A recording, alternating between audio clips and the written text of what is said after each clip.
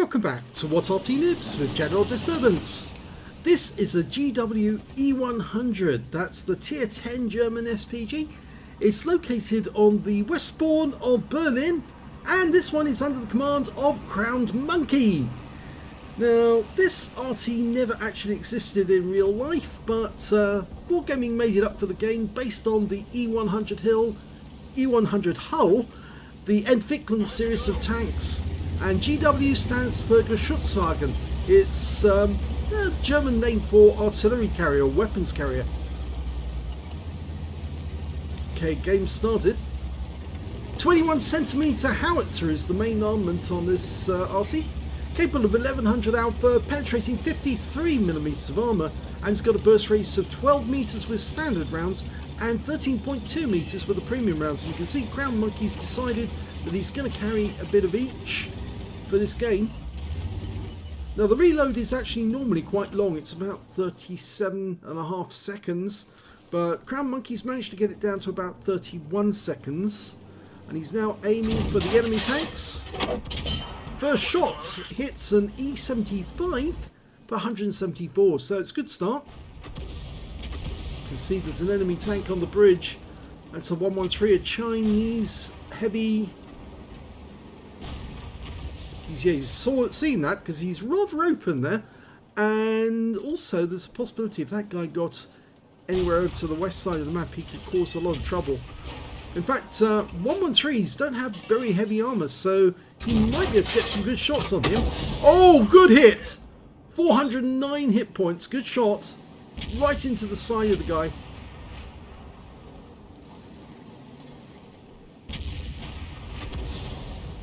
As usual, the heavies are fighting it out right in the town centre.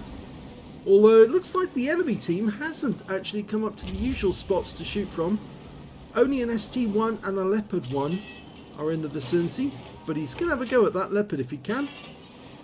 Following it. Rounds out.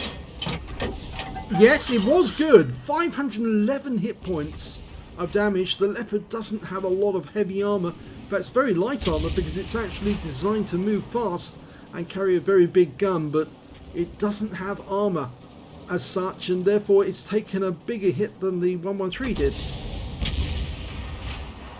Sounds like an artillery round was landing nearby, so it may be the enemy Arty.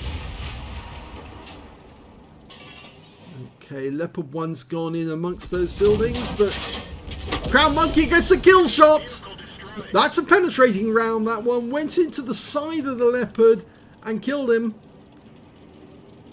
Normally the Alpha on... Oh, the wreck moved, so there's somebody must be there pushing the wreck. Normally, when a vehicle gets a non-penetrating shot, it would be about half the Alpha in it. 1100 Alpha, that would be about 550. To get 850 hit points, he had to have penetrated the Leopard. And it looks like the 113 that was on the bridge has come around, and he's now alongside that wrecked Leopard. Crown Monkey just got a nice solid hit for 365, a non-penetrating shot on the T95, the Doom Turtle.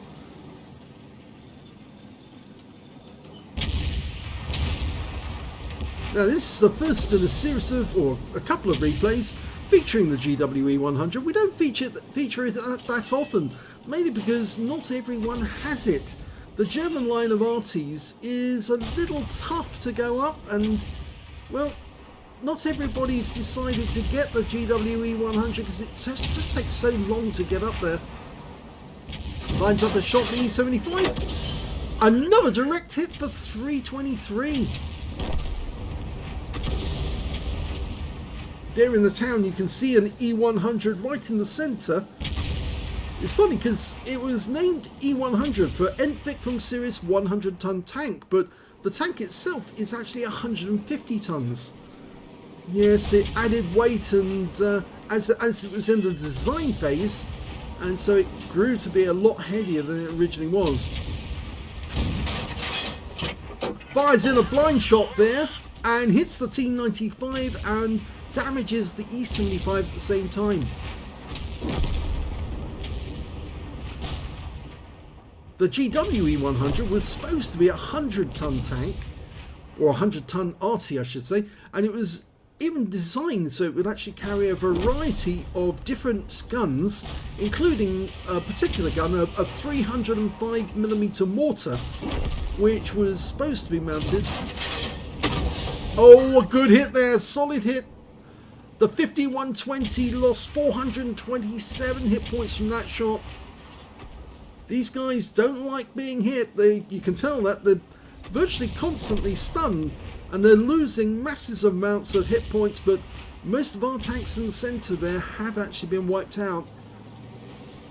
We're one tank down on the enemy at the moment, but Crown Monkey's putting up a good fight. Two tanks together. Fires the round in, and yes, he did hit both of them, but he got more splash damage off the T95 than the E75 on that one. Okay, it's a brief lull in the fighting because I think some of the enemy tanks are not in sight of our guys. Oh, now they've started up again. AMX 5120 trying to come around the corner on RT10. And here comes a Batchat 25 TAP, the tier 9 French medium. Another good hit on the 5120. That Batchat 25 TAP died. He got taken out by RT10. Cheeky once too often. And there goes the E75. So the T10's got another kill. So most of the action in the town is already over, and there's very few tanks left in there. Just the T10's fighting it out with the T95 and the 113. And the scores are even, so basically everyone who's in the town has just wiped themselves out, and that just leaves it to the guys who are further down south.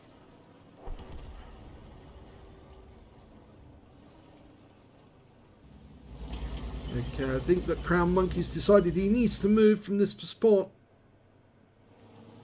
He's just suddenly been attracted by that 113. Possibility he might get another kill on that guy because he's very low on hit points. If he can get a direct hit on him, he might be able to wipe him out. Here he comes. He's just coming around that corner. He fires a blind shot in. It doesn't look as if he hit him though. Okay, he's lining his shot up on the same spot again, but he's got that long reload. I kind of have the feeling the 113 might try to come around that corner though. Okay, meanwhile to the south we're watching a Progetto 65 take on an IS-7. It's a bit of a mismatch because the IS-7 has a lot of armor, but he's actually being very badly damaged by the Progetto.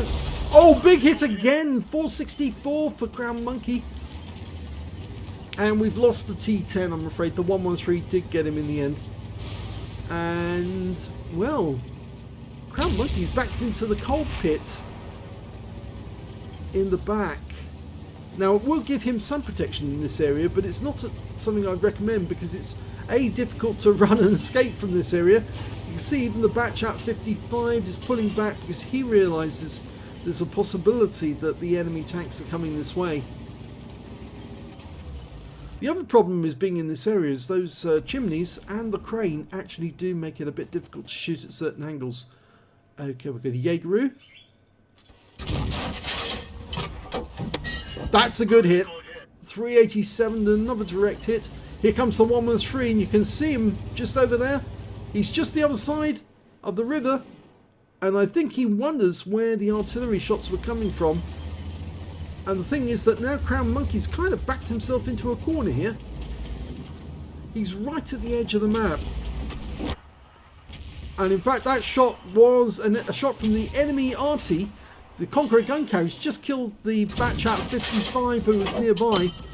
But Crown Monkey responds with a shot on the Conway. Kate takes him out.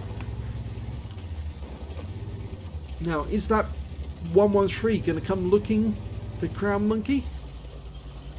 He's very low on hit points. If he does actually come around here, Crown Monkey might be able to shotgun him. Instead, Crown Monkey's lining up another shot on the Jaegeru, the Jagdpanzer E100. Another vehicle built on the hull of the E100 tank.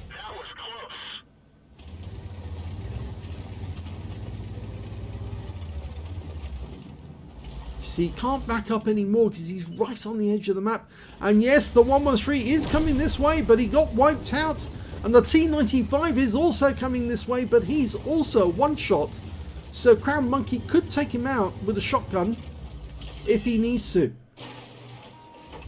Instead, he's actually aiming for the Jaegeru down south. Fires his round in. And he does get some damage. Where's that T95? He's lost sight of him. I think he's just around the other side of those cranes. He keeps backing up against the edge of the map. He must be just over there. Somewhere in that yard. Okay, he's taking another shot at the Jaeger in the distance. His team are down by one tank at the moment. Fires around in the Jaeger. Oh, he got him! He took him out! And there's the T95. He's actually going after the other Arty. There was two Batchat 155-55s on this team. And the other one is slightly to the north in grid square A1. And he's been discovered by the T95 who's going in for the kill. Unfortunately, Crown Monkey's probably not going to be able to stop him from doing that, but he might be able to get around on this guy. If he can penetrate him, he might be able to take him out. Can he get the kill to save his teammates? Yes! He got him. He saved his teammate, who's probably very grateful, and actually at this moment has just been stunned by the enemy Arty. And that means now it's 2 Artys and a tank destroyer versus 3 Artys on the enemy team because they've run out of tanks. They've only got Artys left. Mind you, they do have some good Artys, a Conqueror gun carriage, a Batchat 155-55 and an M53 M55. But the Batchat's looking for some revenge. He's going across the river. He's headed to the east. Or at least not across the river. He's going across the bridge. Meanwhile, Crown Monkey's just going to a different position so he can get shots on those guys once they're discovered. There's one of them. It's the Batchat. So we've got Batchat versus Batchat. Identical tier 9 French Arty. Crown Monkey lines it up. And, oh, big hit. Didn't kill him, but got 410 hit points. And both Artys have it out, but unfortunately the Conqueror gun carriage on the enemy team claims another kill and takes out our Batchat 155-55, and that means 2 of our Batchats will be taken out by their Conqueror gun carriage. And it means now, oh, there's the Conqueror gun carriage. He's down in the south, and Crown Monkey's almost about to be loaded. Here he goes. Yes! He got the kill on the Conqueror. And that means now there's only the M53, M55 on the enemy team. That's 5 kills now for Crown Monkey. He potentially could get a top gun in the tier 10 Arty and win this game. Potentially he's got the high caliber already. He's already showing 6.2k of damage. Only 130 of stun assist, but 6.2k is a huge score. Okay, he's going to make his way across the bridge. He's going hunting. Might be a bit of a traffic jam across the bridge because obviously we've got those 2 Batchats, the wrecks of which are still there. He's going to have to work his way around. Oh, he's found him! He's found the M53, M55. He lines up the shot. Can he get the kill? Yes! Wins the game! What a brilliant shot to win the game. Well done, Crown Monkey. What a game that was. So let's have a look at the second one. The second game is by the BassmanFromHell. He's in the GW E100 on the Empire's border map. Okay, game's on.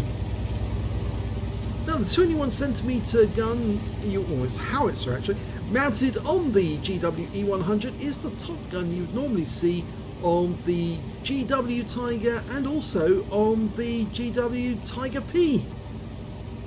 So you're getting the best gun that the Germans had at the time. Now the thing is that it does actually provide some of the benefits of the T92 HMC, as well as the quick reload of some of the smaller caliber Artys. So you've got big punch with a fairly quick reload. He fires a snapshot at the enemy. Unfortunately, snapshots don't always work, and that one misses the target altogether. But he's moved position so that if the enemy does respond with a counter battery strike, then he'll know, and then he'll be able to relocate after every shot. Okay, one of the standard Bs on the enemy team's trying to go up through that gap in the centre, through that pass. There's an FB4005 up into the sniper position. Now, I normally fire up there as a matter of course, first shot I fire in the game, because you'd be surprised the number of people who think that they can get a quick kill with a sniping shot from that position, only to find that they get hit by an artillery round and they're out of the game. And that was a direct hit on the FB4005, and if he did penetrate him, he probably did a lot of damage. Remember, it's 1100 alpha, penetrating 53mm of armour, and the turret on the FB4005 is fairly thin. Okay, the enemy's got an EBR, a wheeled vehicle. They're parasites, really. They shouldn't be in the game, and that one, good, is dead. They completely ruin the game, those things.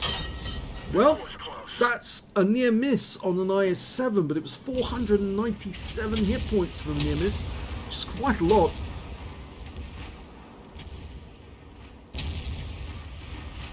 Okay, there's a Char Future 4 up in the position where the sniping FB4005 was last seen.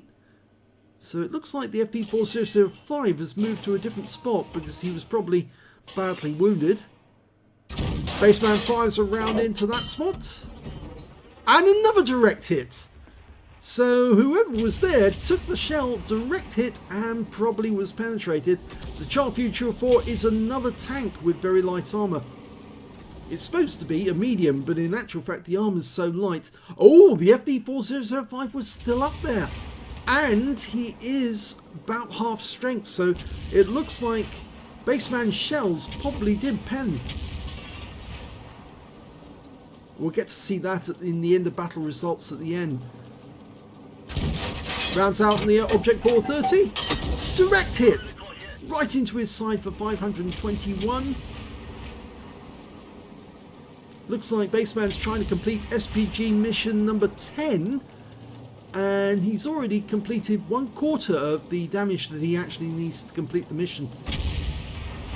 That 430 is now one shot for Bassman, and he's only a few seconds away from being loaded. He might be able to take that guy out of the game now. See if he can send him back to the garage. Yes! He does. Yes, if you get hit by Arty once, it should be a reminder that yes, you can be struck in that position, and maybe you ought to go somewhere else. Bassman's found an FB3805 and an Object 261.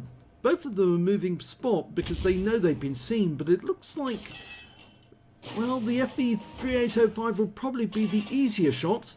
So I think he's going to take that guy out first. Fires the round in. And he gets him. Okay, the Object 261 is a one shot now. The EBR 105 on our team has badly damaged him. And we might be able to find out very shortly if the FB... Oh, there he is! And look, he's missing most of his hit points. He's only got 674 left, so he may have been hit twice by Bassman. It's a possibility. Bassman fires another round in to splash him. It hits the tower, unfortunately. The Object 277 is being hit by the Char Future 4, who's further back at the enemy cap area. It's very difficult for him to get a shot on that FB4005. He's pushed himself up right against the wall, and the tower is actually protecting him to a certain extent. Bassman looks like he's going to fire another round in there to see if he can get him. Grabs out. Long flight time. Stuns him. Doesn't kill him.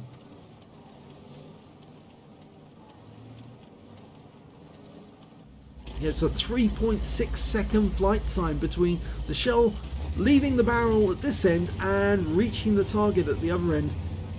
I think a lot of tank players don't appreciate how long it takes for the shell to get there.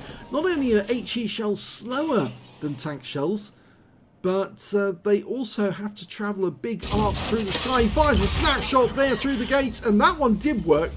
He hit the 430U, but I have the feeling that he is now going to be backed into this corner because the enemy tanks are trying to get at the Arty and the cap area.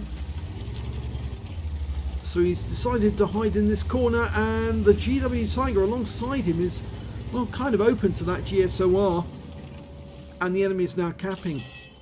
But our teammates are coming back to help. Yeah, GW Tigers just took a hit. Fires a snapshot in, a shotgun rather. Now he's locked on. The GW Tiger was trying to get into cover, but Bassman was already there trying to get a shotgun on the T10, and he gets him. Nice shotgun. A shotgun's a shot where you aim it manually, not using the standard techniques. Looks like the GSOR just accidentally killed himself there. It comes up in purple like that. It's normally that they've damaged themselves.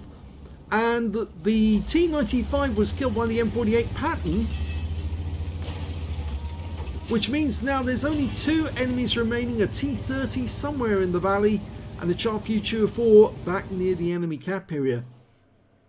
Now, although the fact we can see that Char Future 4, we'll probably lose sight of him very shortly because he hasn't been spotted for a while.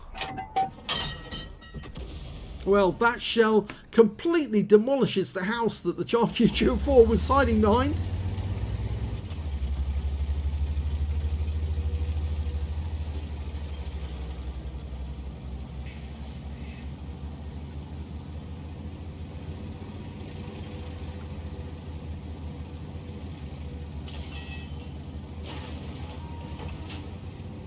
The camo scheme that Bassman's got on his GW-E100 is the one that was available to people after the holiday ops this year.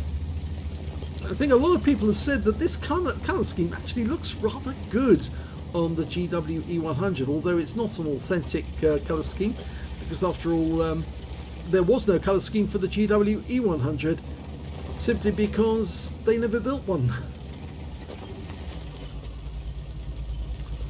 Okay, it's a bit jerky at the moment. I think that may be that the replay is not going through. Or it's not getting a good speed. Oh, T30's killed. That means there's only the Char Future 4 left. Now the FV4005 is covering the approach from the south. So if the Char Future 4 is trying to get to this cap, he's probably going to see him. There's the Char Future. He's not there. He's actually trying to guard his own cap. And it looks like the AMX-30 found him.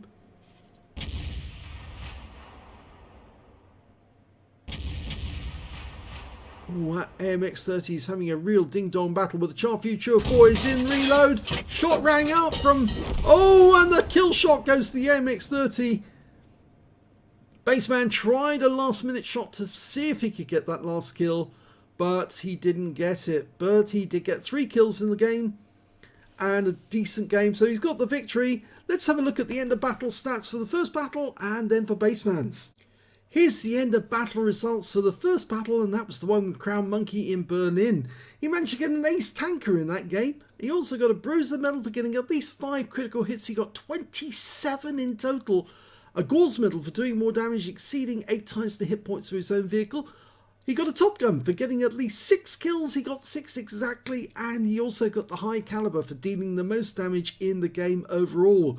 And if we look at the team score, we can see that, yes, he was right at the top of the table. 6,746 hit points of damage. Easily got the high caliber out that one. The next high scorer being the Batchat 155.55 on the enemy team with 3,794, followed by their Conqueror gun carriage with 3,415. When it came to kills, again, Crown Monkey gets the top with 6 kills. 3 kills went to the T95 on the enemy team and the T10, and then 2 kills to the E100, the Batchat 155.55 on his own team, the Jaegeru, the Conqueror gun carriage, the M53 M55, the last one he killed, and the AMX 5120. When it came to base XP, yes, he's got that one as well. He's got the top in all 3 columns. 1,253 base experience points for Crown Monkey. 1,077 went to the T10, who put up a good fight in the centre of town. And 949 went to the Batchatinion 155.55. He fired 21 rounds in that game, got 10 direct hits and 2 penetrations on the enemy. Damage of 20, splash damage on 23 as well, and damage of 6,746 hit points, of which 6,296 were at more than 300 meters. Obviously the difference was the close shots that he did on the enemy Arty, the M53, M55. He spotted 1 enemy vehicle, that was the M53, M55, damaged 11 of the enemy, killed 6 of them, and did 404 hit points of stun assist off 19 stuns. On a free-to-play account, he earned 55,544 credits and took away 21,107 credits from personal missions payout, and after ammunition resupply, took away 32,971 credits profit from the game. He also earned 1,253 base XP, times 5 on the first mission this time, first victory of the day, 6,265 experience points altogether. So what a fantastic game that was. And the 113 that he hit, that was the one where he fired the round across the river. He didn't actually penetrate it, but he did do a lot of damage into the vehicle. But, of course, he did get some nice pens on that Leopard, for instance, the one which I said, yeah, that definitely went in through the side because the figures said that it had to be a pen. And he did get that. And he also penetrated the last vehicle in the game, the M53 M55, with his last shot. So, a fantastic game by Crown Monkey, showing you what the GW E100 will really do in the hands of somebody capable. Let's have a look at the next battle. That was the one with BassmanFromHell. Well, he managed to get a 3rd class tanker in that game. Not quite as much as Crown Monkey, but he did have a good game all the same. He also got a Bruiser medal for getting at least 5 critical hits. He got 9 in this one. And he also got a Gauze medal, just like Crown Monkey, for doing more damage than 8 times the hit points for his own vehicle. And his win rate from that game was 5,735. If we look at the team score, we can see that he managed to get 4,522 hit points of damage. Well, what's so significant about that? Well, that was the highest damage in the game, and funnily enough, it shared it with the Char Future 4 on the enemy team. They both had identical scores at the end of the game, but neither of them ended up with the high caliber, but Bassman managed to get the Gauze medal instead. The highest number of kills was also from Bassman, 3 kills. The AMX30 got 3 kills as well, and then there's a whole bunch of tanks with 2 kills apiece. And when it came to base XP, it was the AMX30 who got that one. 1,100 base for him, 756 went for Bassman, 752 went to the EBR-105, who also got a scout medal for finding at least 9 enemy vehicles during that game. He fired 13 rounds in the game, got 5 direct hits, 2 penetration and 9 splash. Damage of 4,522 hit points, of which 3,789 were at more than 300 meters. Remember, he did shotgun one of the enemy tanks. I think it was a T10, at fairly close range. The guy was on the other side of the cap. 7 enemy vehicles were damaged, 3 were killed, and 240 hit points of stun assist off 8 stuns. On a premium count, he earned 66,926 credits from the game, got 33,463 from Holiday Ops, bringing up a total of 100,389 credits altogether. And after resupply of ammunition and consumables, he took away a profit of 29,669 credits altogether. He picked up 7 bonds because it was a tier 10 game, and 1,134 XP, times 2 for the first victory, took away 2,268 experience points altogether. I suppose the one thing we want to learn at the end was, did he penetrate that FV4005 at all? Yes, he did. That penetrating shot, the blind shot that he fired into the sniper's position, it did penetrate the vehicle, do 1,176, which is a high roll on the FV4005. So he did hit that guy hard, and he did hit the Char Future 4 as well with a penetrating shot for 1,176. So that guy got penetrated and the FV4005 sitting in the sniper's nest. Not a good place to be there if you happen to be sniping, because if there's an Arty in the game and he knows where to put the shell, then he can actually take you out the game fairly easily and get a nice sum of hit points. So an extremely good game there from Bassman, a fabulous game from Crown Monkey in the GWE100. I hope you enjoyed both replays. If you did, please give these videos a like. Do subscribe to our channel on both Rumble and YouTube, and leave a comment down below because it feeds the algorithms. You can do it. Feed me, see more. And thank you for watching.